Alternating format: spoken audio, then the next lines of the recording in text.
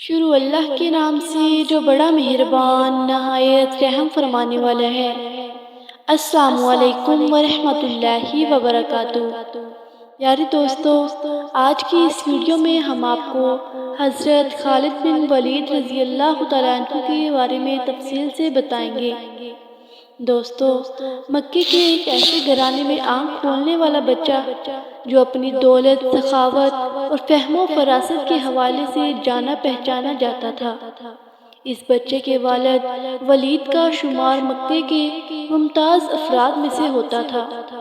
وہ مکے سے طائف تک پھیلے ہوئے بے شمار باغات کے مالک تھے۔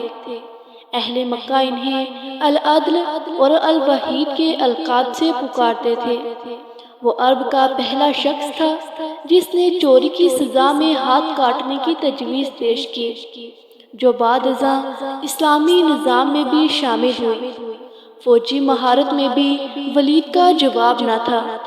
یوں اس بچے کو دولت اور مذکورہ خوبیوں کا سرمایہ ورثے میں ملا۔ بچے نے بڑے شاہانہ انداز میں پرورش پائی۔ اس کے باوجود اسے مردانہ کھیلوں اور فنون حرب و ضرب سیکھنے کا جنون تھا۔ اس نے گھوڑ سواری، شمشیر زنی اور تیر اندازی بچپن میں ہی سیکھ لی تھی۔ کشتی اور نیزہ بازی میں بھی ان کا کوئی ثانی نہ تھا۔ لوگ اسے میدان کا جادوگر کہتے تھے۔ ان کو خدا داد کہتے تھے۔ صلاحیتوں کے مالک کا نام خالد بن ولید رضی اللہ تعالیٰ عنہ تھا۔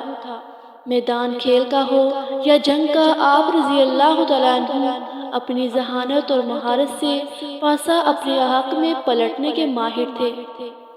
حضرت خالد رضی اللہ تعالیٰ عنہ نے کشتی میں مکے کے بڑے نامور پہلوانوں کو پچھاڑا۔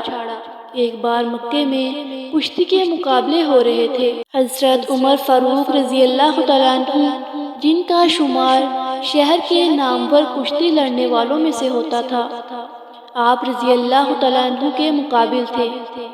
دونوں ایک دوسرے کو پچھاڑنے کی بھرپور کوشش کر رہے تھے۔ مقابلہ کافی دیر جاری رہا اور فیصلہ نہیں ہو رہا تھا۔ اچانک حضرت خالد رضی اللہ تعالیٰ عنہ کا داؤ چل گیا۔ انہوں نے اپنے ماموزاد حضرت عمر فاروق رضی اللہ تعالیٰ عنہ کو اٹھا کر پٹکا، جس سے حضرت عمر فاروق رضی اللہ تعالیٰ عنہ کی پنڈلی کی ہڈی ٹوٹ گئی اور میدان حضرت خالد بن ولید رضی اللہ تعالیٰ عنہ کے ہاتھ رہا۔ قبول اسلام سے پہلے حضرت خالد بن ولید رضی اللہ تعالیٰ عنہ اسلام کے سخت مخالف تھے۔ آپ رضی اللہ تعالیٰ عنہ اسلام اور مسلمانوں کو نقصان پہنچانے کی ہر ممکن کوشش کرتے اور میدان جنگ میں مسلمانوں کے خلاف پیش رہتے تھے۔ جنگ احد میں فتح یاب مسلمانوں کو شدید نقصان پہنچانے والے خالد رضی اللہ تعالیٰ عنہ تھے۔ ذہانت، حاضر دماغی حالات کا تجزیہ کرنے اور جنگی حکمت عملی میں آپ رضی اللہ تعالیٰ عنہ کو کمال حاصل تھا۔ اسی ذہانت، معاملہ فہمی اور جنگی سوجھ بوجھ نے حضرت خالد رضی اللہ تعالیٰ عنہ کو کچھ عرصے سے عجیب ذہنی کشمکش میں مبتلا کر رکھا۔ یہ 628 عیسوی کا موسم بہار تھا۔ پودوں پر کلیاں پھول بن کر کھل رہی تھی، بازاروں میں رونق بڑھ رہی تھی۔ حج کا زمانہ قریب آ رہا تھا، اس لیے عارضی دکانوں اور ٹیلوں نے شہر میں چہل پہل بڑھا دی تھی۔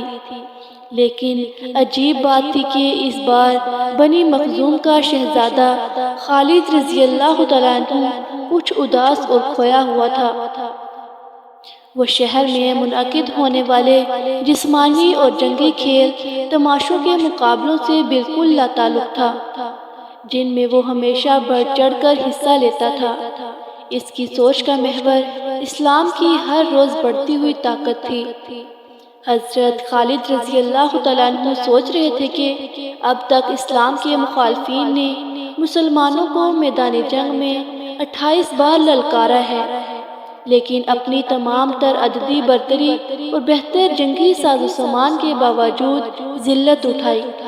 کبھی آپ رضی اللہ تعالیٰ عنہ کے ذہن میں جنگ بدر کا نقشہ پھرنے لگتا جب معمولی ہتھیاروں سے 313 مسلمانوں نے ابو جہل کے لشکر کو شکست فاشت سے ہمکنار کیا تھا، تبھی جنگ احد میں مسلمانوں کے ثابت قدمی اور جان نثاری آپ رضی اللہ تعالیٰ عنہ کی آنکھوں میں پھرنے لگتی، تو کبھی حضرت خالد رضی اللہ تعالیٰ عنہ چشم تصور سے مکے کے ناقابل شکست پہلوان اذکار کو رسول اللہ صلی اللہ علیہ وآلہ وسلم کے ہاتھوں خاک چاٹتے ہوئے دیکھتے۔ آپ رضی اللہ تعالیٰ عنہ کا ذہن اور تجربہ بے سر و سامان مسلمانوں کی ان عظیم فتوحات کو سمجھنے سے قاصر تھا۔ کبھی کبھی آپ رضی اللہ تعالیٰ عنہ سوچتے کہ کیا مسلمانوں کے ساتھ کوئی غیبی طاقت ہے؟ کیا محمد صلی اللہ علیہ وآلہ وسلم واقعی اللہ کے رسول ہیں؟ اسی کشمکش میں کئی ماہ گزر گئے۔ دوستو، صلح حدیبیہ کو ایک برس بیت چکا تھا۔ معاہدے کے مطابق رسول اللہ صلی اللہ علیہ وآلہ وسلم اپنے جانثاروں کے ساتھ عمرہ کے لیے مکے میں داخل ہوئے۔ حضرت خالد بن ولید رضی اللہ تعالیٰ عنہ الجھے ذہن کے ساتھ مکے سے نکل گئے تاکہ وہ شہر میں مسلمانوں کے داخلے کا منظر نہ دیکھ سکیں۔ مکے میں 3 روز قیام کے دوران نبی کریم صلی اللہ علیہ وآلہ وسلم نے خالد بن ولید رضی اللہ تعالیٰ عنہ کے بھائی ولید سے فرمایا، افسوس خالد میرے پاس نہیں آیا، اگر وہ آتا تو ہم اس کا پر اتفاق خیر مقدم کرتے۔ خالد جیسے شخص کو سلام سے دور نہیں رہنا چاہیے۔ ایک دوسری روایت کے مطابق رسول اللہ صلی اللہ علیہ وآلہ وسلم نے خالد بن ولید رضی اللہ تعالیٰ عنہ کی قبول اسلام کے لیے دعا فرمائی تھی۔ حضرت ولید رضی اللہ تعالیٰ عنہ نے اپنے بھائی کو بہت ڈھونڈا لیکن ان کا کچھ پتہ نہ چلا۔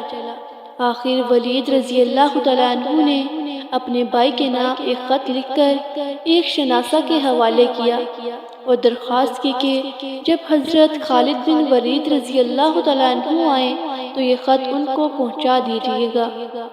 دوسری طرف خالد بن ولید رضی اللہ تعالیٰ عنہ کے دل کی کیا حالت تھی اور بھائی کے خط نے کیا کمال دکھایا، اس حوالے سے خود حضرت خالد بن ولید رضی اللہ تعالیٰ عنہ فرماتے ہیں کہ میں اکثر سوچا کرتا تھا کہ مجھے پیغمبر اسلام صلی اللہ علیہ وآلہ وسلم کے خلاف ہر جنگ ہر محاذ پر ناکامی کیوں ہوتی ہے۔